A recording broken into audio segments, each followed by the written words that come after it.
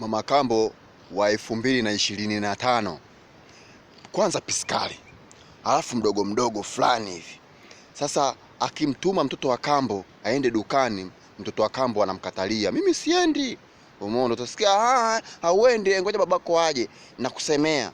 Na mtoto wa kambo akijikwaa kaanguka chini, mama Kambo wa 2025 utasikia pole mwanangu, utakutana lia yeye.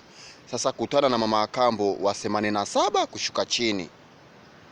Kwanza akikutuma umekataa, iko kipigo utakachokipata iko mpaka anakutoa ngeu na anakwambia ole wako babako akija umwambie, utaona nitakachokufanya, nitakupiga zaidi ya hapo.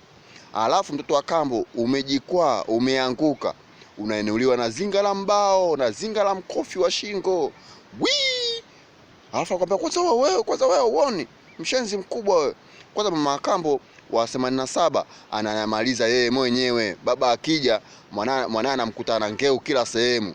Kudadadeki unakutana na mama Kambo wa mwaka 87 na kushuka chini huko, wala atakage utani. Mama Kambo wa mwaka 2025 kupiskali alokwenda shule anajipodoa kila wakati, unafanya masiara ni